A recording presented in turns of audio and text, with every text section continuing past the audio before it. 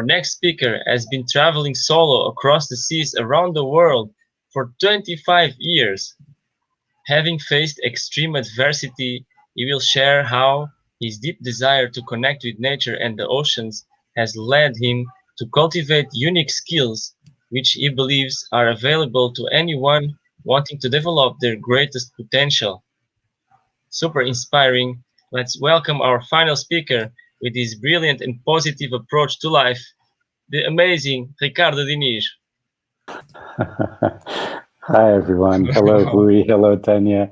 Hello, Wow. Rui. Hello. Thank you for the pressure and the responsibility. I mean, wow. Not only do I have the joy of being the last speaker, everyone's exhausted because you've been here for 24 hours. And I have that beautiful text and enthusiasm. So thank you for the pressure. How are you guys? How is everyone? Oh boy, Doing well. this has been just amazing.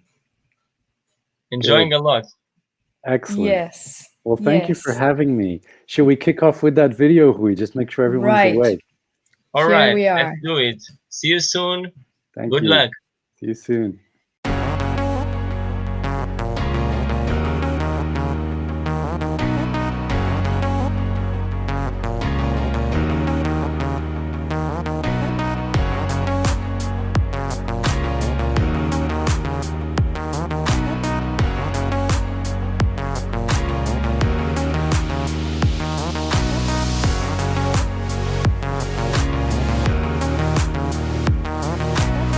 Está sempre aos saltos, esta merda, 3 nós.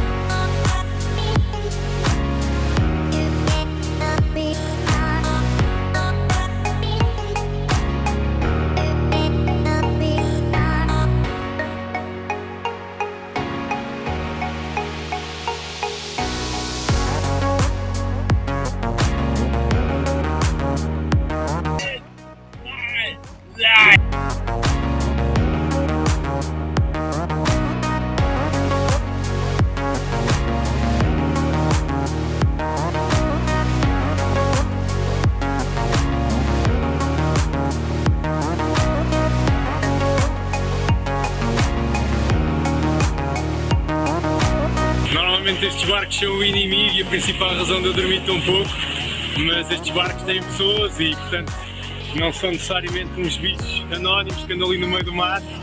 E ele agora está a dar a volta para nos vir fotografar de todos os ângulos possíveis. Pá, espetacular.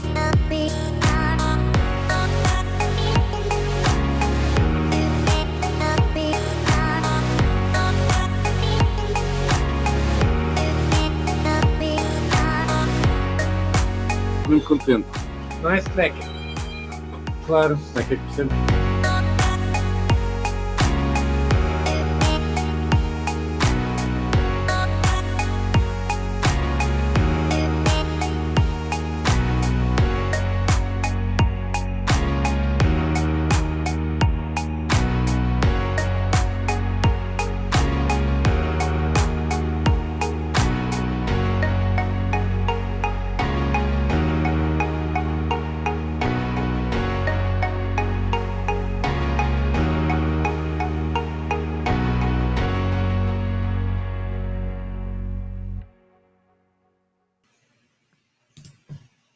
Hey. So hello again, everyone.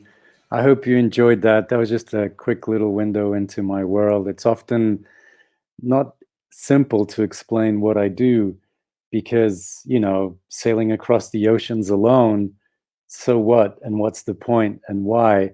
And so in this brief video, I hope you felt a little bit of happy energy and good vibes and the sense of mission and dedication and so much love that we put into everything we do. I'm not really from the sailing world. Sailing isn't my sport. It's not even really my hobby. But the ocean is my passion. I love the ocean. And I used to say as a teenager that the ocean was my religion. I used to pray to the ocean. I used to visit the beaches to make a decision in my life and just walk on the beach, usually still in the dark, just before the sun would come up. And little did I know how much this was preparing me for what I wanted to do with my life. I was very lucky that at a very young age, I was exposed to different stimulus, good and bad, that were the absolute building blocks for everything that we've ever achieved. And there is a big we in this, because we're all in this together. We're flying through space in this little grain of sand called planet Earth, which even has the wrong name. It should be planet Ocean. There's so much more water than there is land. And we know so little. We know so little about the oceans, about nature, about our planet, definitely about ourselves, and nothing at all about the cosmos. When we look at the scale of all this, there are stars out there that could fit our sun inside over 1,000 times, and they have their own planetary systems around them. And gosh, we haven't even scratched the surface. We're not even sure how to scratch yet. And I think that's great. We have so much technology. Here we are right now, all of us connected, and yet we know so little about what seems like the basics of life and why we're here and how all this works. So today, it's not so much about the sailing. It's even not so much about the oceans. It's about saying, how are you doing? How's it been? How are you coping? And hopefully I can share one or two things with you that will be useful for your toolbox of life. We'll carry our little toolbox of life that carries the things that we have learned along the way, that we decide to keep with us, the good and the bad. But they're all part of this fascinating tapestry of life, of who we are, what builds us, and how we can all work together for a more balanced life. Indeed, we seem completely out of balance on planet Earth. We are surrounded by bad news continuously, which confirms climate change. Whether you believe that's true or not, Mother Nature doesn't care what you believe. It's happening. And it's crazy to see over 1,000 people missing in Germany. And we're not used to seeing these things happening in modern countries and developed economies. Look at Canada with temperatures, soaring through the roof only 2 weeks ago, with all the fires and people dying because it was too hot. This is happening. This is really happening. And, Earth will find a way through, and many other species on this planet also. I'm not entirely sure we will, but it's been a hell of a ride so far, right? But we really are out of balance. I mean, we look around and we see that most beings on this planet, they contribute positively to the environment around them. They enter a balance that has to work, otherwise things just don't function. And this symbiosis, this perfect balance, this dance of nature, is something that we humans are not very good at. We are incredible beings. We have beautiful ideas. We can create outstanding technology, and we can really make our dreams come true. But then, there's people out there right now who are hungry. They don't have enough food to eat. And how can that be? When we zoom out at the scale of these realities, if in this room right now there was somebody sitting in the corner dying because they're hungry, I would interrupt this and be like, I'll be right back. There's somebody that seems to be dying over there because they're hungry. Let me go and help this fellow human, and I'll be right back. And somehow the scale means that we don't seem to care as much just because it's far away. Well, how far away is the moment where we stop caring? Because we would all naturally help somebody if we saw them struggling in our room, in our home, maybe in our building, in our neighborhood, in our farm. We would help that person. But somehow we don't even look at homeless people. They are invisible. We choose not to engage when they say hello.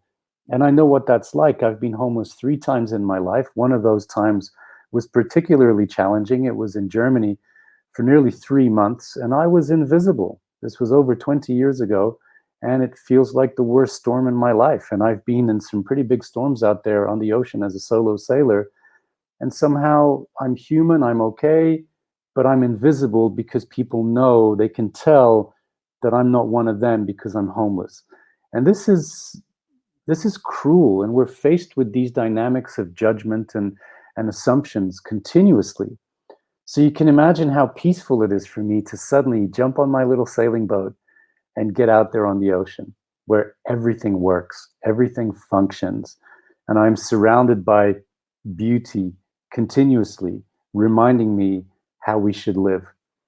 Of course, one of the reasons I don't sleep much is because there's a lot of pollution, there's a lot of ships. These ships drop cargo, there's containers out there, there's logs, wooden logs, there's so much plastic, so many fishing nets. Every hour of every day I am awake. I never sleep through 1 hour.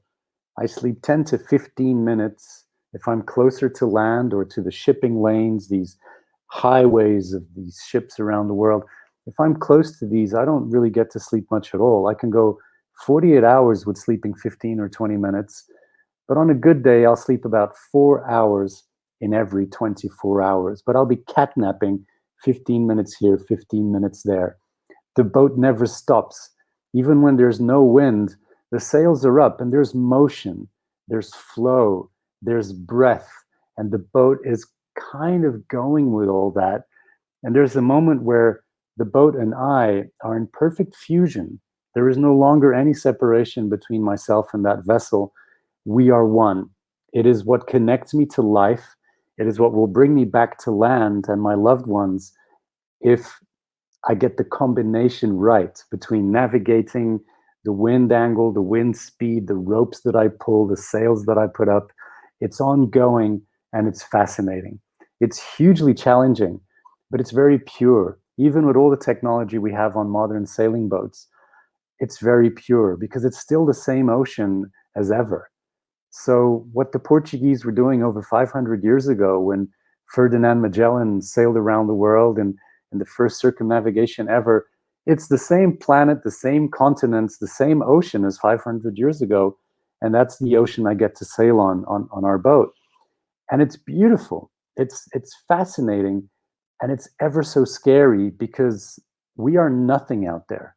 On a cruise ship, you probably feel a little bit safer, but sometimes they still have trouble in storms and things.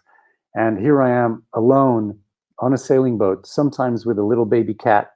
And that's my best friend for that trip. I have no choice but to adapt. I have no choice but to align perfectly to the elements around me. And I don't know if I have ever achieved that perfect unity, but what I do know is that the time I have through the day, the long hours, the long nights, the sunrise, the moonrise, the sunset, the moonset, you get to see it all because you're always awake, because you only sleep 15 minutes. So I get to see the moon rising right on the horizon like a sun, and I get to see the moon setting on the horizon like a sun as well, because I have a 360 horizon, which is very rare when we are on land because there's so many other man-made structures. So it's a massive privilege, but at the same time, it's uncomfortable to have that time, all that time for yourself, all that time to get to know yourself better, all that time for all the little memories and things that have been nagging at you and all these dynamics that you've been experiencing in your life. You've got suddenly silence and time to deal with all of this. And it comes at me like a really big, heavy train full of cargo. So that's also why I get out there. When I'm processing these things and I remember friends from long ago and memories things I hadn't thought about for years and years, through exhaustion and through lack of sleep and through the rocking of the boat that's always moving, even when there's no wind, it's still moving, there's still motion, the ocean is still breathing, there's always something going on. It's like it shakes my mind and all these memories come out and I'm like, oh, wow, I hadn't thought about that for years and years. And so it's almost like a rebirth process every time I go out there on the ocean and, keep that boat moving. It's beautiful to see sometimes, let's say we're going at 8 or 9 knots boat speed, which is pretty good for a sailing boat. And if I pull that sail maybe just a little bit more inboard, and then I tweak the other sail by, another rope, adjusting it by another half a meter, and I adjust the course of the boat by maybe 1 or 2 degrees on the compass. These micro changes, and our boat speed goes up, 10%, 15%, sometimes more. Micro changes. And you're thinking, okay, well, I want to go from here to there. I want to go from A to B. But it seems like if I point over there, I actually go faster. It doesn't seem to be the best direction, but we've just optimized this moving platform by making micro adjustments. So obviously, I think to myself, what micro adjustments can I do to my life on land to benefit my life and the life of those around me? So one thing the ocean has really taught me in all its different moods, in all this beautiful time and space I have with nature, with the cosmos, with the stars and the universe, and with myself, is realize that, it's it's all connected. Everything is beautifully connected. Like Carl Sagan said, we are just stardust. We are really made of the stuff of stars. And when you realize that, and you realize the freedom of creation and nature, you wonder, how can I apply that to myself? And one of the most reassuring things that's ever happened to me was realizing that these deep feelings I had as a child, I was right. I didn't like the way education was happening. I loved to learn. I didn't like the way school was trying to teach me. I loved to meet people, but I didn't like the formality between people and the way we have to dress to impress and all sorts of other filters that we have surrounding us ourselves. So the ocean allowed me to just be free to say, hey, you know what? I'm just going to steer the boat over there for a while just because I can, and just release myself to be completely free. And this is wonderful. And this is why I'm not just a solo sailor. I've explored and experienced different things throughout my life to really just enjoy this micro moment in the history of the universe, that we are here right in this moment, alive and kicking. I've allowed myself to just explore. So I've written books, I coach people. Most recently, I've been doing some acting work. I've been doing some publicity work, doing advertising campaigns. We're always thinking of the next trip we're going to do on the sailing boat. It's beautiful to hire those people, to involve the right teams, to get the boat ready, to get out there and communicate the message that we're going to do in our next trip. These things are wonderful. And often I have to think, so what is it that I do? I do this and I do this and I do this. And isn't that how life should really be? This painting behind me was painted by a wonderful Portuguese lady called Joana. Now, Joana is probably my best friend. We've known each other since teenagers. She's been painting all her life. And I witnessed her work from the very beginning to the incredible maturity of her work these days. And I'll type her name in the chat so you can look her up. Joana, in her very young age, she didn't even know her full power. She liked singing. People said she didn't have a good voice. And then one day she just got on with it and she really started to sing. And that's what she does today. She paints, it's getting better and better, and she sings, and it's unbelievable, and she sings all over the world. She has not allowed life to box her in. And that's why we've kept in touch. That's why we're very close. That's why we speak very often, and we are there for each other, because we realize that we have that thing in common. Life hasn't boxed us in. School hasn't done that. Jobs haven't done that. Life hasn't done that. We're still very free to explore whatever it is we have to do next. And this is something that I've really, I wrote this in my first book in 1996 when I sailed across the Atlantic for the first time. I was 19. And one of these things I wrote was, I need to create a life that allows me to have enough freedom to be there for my people. Now, my people I didn't know what I meant by this. I thought it was like friends and family, maybe my closest family. As life developed, I realized that my people is humanity. It's we are each other. We are each other's people. You guys are my people. I am your people. We gotta stick together. We gotta work this out, or we will not make it. How can we possibly be in 2021 and we're having fights because of religion, because of the color of our skin, because of sexual orientation? Like, are we kidding or what? Like, seriously? If we zoom out and it's like the planet becomes really small and you can't see the sun anymore, and then it's the solar system and you can't even see the solar system anymore. We zoom right out of our galaxy and way out of other galaxies, and we're arguing because of gods and like, oh, look, he's black and he's whatever. And it's so pathetically primitive. It's so insane that we are still criticized and judged by who we love, how we love. Come on, love is in everything around us. It's in creation. It's in the cosmos. It's in all of this. We got to get along. We need to connect with nature in a much more deeper way, realizing that we too are nature. We are not like, oh, look, what a beautiful day in nature. What a beautiful time we're having this weekend in nature. No, we can spend time in nature, in ourselves, because we too are nature.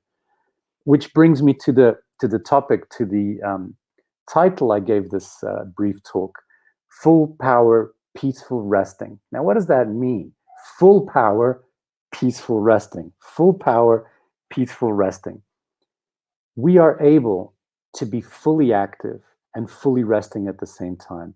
We are able to keep our brain like a dolphin. They can sleep with one side and keep the other side active. We are able to function fully, but give a little side of our body and our minds and our brain and our heart and our soul time to rest as well. But if our action, and this is the trick, and it's ever so subtle, and I have never, ever said what I'm about to say, which is why it's not going to flow naturally. I need to work this out. This only works if we are living our purpose, if we are living what we're meant to be doing, if we are fully in flow. Doesn't have to be perfect flow, but we are all in, committed. We're right there. This is what I need to do. And if I don't know what it is I need to do, I am all in trying to figure out what it is I need to do and exploring all options. And when we are living this, we are so fulfilled. We are so happy. We are in so much power that we can do this without the need to like, oh, I need to go to bed now and sleep 8 hours or whatever. We don't, because the vision is pulling us. Like Steve Jobs used to say, something along the lines of, you reach a point where your vision pulls you. So when we are driven by purpose, by the alignment of what it is that we're supposed to be doing with life, we don't even want to sleep. We go to bed like, all right, I want to sleep quickly because I need to get up and get on with this, because we got stuff to do here. So when I'm on the ocean, I often, like, I'm here comfortably on my sofa at home, and I'm like, how does that guy sail alone like that? Looking at my own videos, how does he do it? How does he manage to not sleep? And it's because I have no choice, because I am surrounded by the need for action, to coordinate with nature, to coordinate with the wind and the storms and the tides and the waves. They're not my enemies. They don't care about me. They're not like, oh, look, there's that Portuguese guy. Let's go and knock him with a storm. No, I can't take that personally, but I need to learn to work with it. Okay, there's a storm coming in 3 days. All right, if I position my boat in this way, maybe I can just get through this with a better wind angle that can even push me further and faster towards my final destination, whatever that may be. I apply that on land as well. I'm always looking for moments of silence and peace. I've just been up the north of Portugal. I had the choice to drive there, and I was like, you know what? I need time for myself. I took a bus. I don't know how long the bus took, but it probably took about 4 hours. It was silent time. The world didn't need me. I wasn't driving. I was just, headphones on, listening to some podcasts, doing some reading, catching up on some messages with friends, time for myself. I need it every single day. I like to get up early. I like to see the sunrise. Most of nature sees the sunrise. Most little creatures on the earth see the sunrise. It sets them up for the rest of the day. The importance of being full power is actually a self-generating battery that allows us to reconnect with another battery, and then another battery, and then another battery. We seem to have endless spare batteries. Let me give you an example. How many of you had a really tough week? You get home, you have a shower, you get dressed, and you go out again to have a really good time with your friends. You haven't slept. It's still that same day of the really shitty week I had, and thank God it's Friday and all that. But then you're straight out. What happens there? Why are you not tired anymore? Because you've just reconnected a spare battery. When you learn about your biological clock, when you learn more about your body functions, your body timings, how we so deeply connect with the moon, by the way, women know this very well, but hey guys, we are very lunar. We are totally connected to the moon as well.